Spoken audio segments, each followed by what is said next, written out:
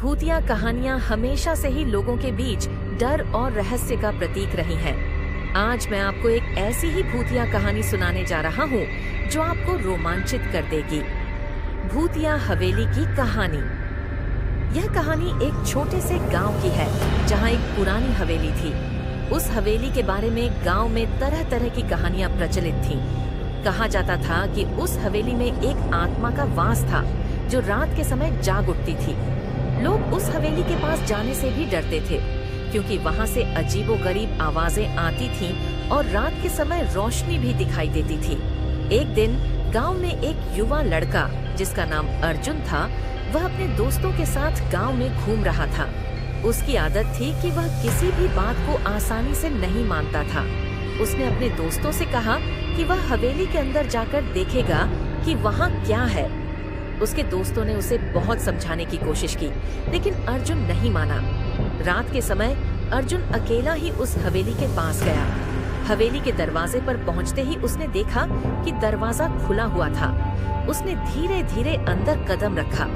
हवेली के अंदर अंधेरा और सन्नाटा पसरा हुआ था। उसने अपनी टॉर्च जलाकर चारों ओर देखा, लेकिन उसे कुछ खास नजर नहीं आया। जैसे ही वह हवेली के अंदर और आगे बढ़ा, उसे महसूस हुआ कि उसके पीछे कोई चल रहा है। उसने पीछे मुड़कर देखा, लेकिन वहाँ कोई नहीं था। अर्जुन ने सोचा कि यह उसका वहम होगा और वह आगे बढ़ता गया।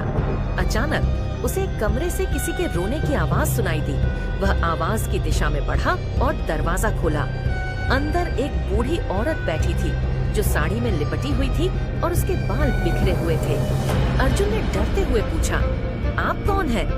बूढ़ी औरत ने धीरे से सिर उठाया और उसकी लाल लाल आंखें अर्जुन की ओर देखने लगी। अर्जुन का दिल जोर जोर से धड़कने लगा। वह तुरंत भागने की कोशिश करने लगा, लेकिन उसके पैर उस जगह जम गए। बूढ़ी औरत ने कहा, तुम यहाँ क्यों आए हो? ये जगह तुम्हारे लिए नहीं है। अर्जुन ने हिम्मत जुटाई और कहा, मैं यह जानने आया हूँ कि इस हवेली में क्या रहस्य छुपा है। बूढ़ी औरत ने हंसते हुए कहा, तुमने बहुत बड़ी गलती कर दी है। यह हवेली मेरी है और मैं इसे किसी और के लिए छोड़ने वाली नहीं हूँ। जो भी यहाँ आता है वह जीवित नहीं जाता।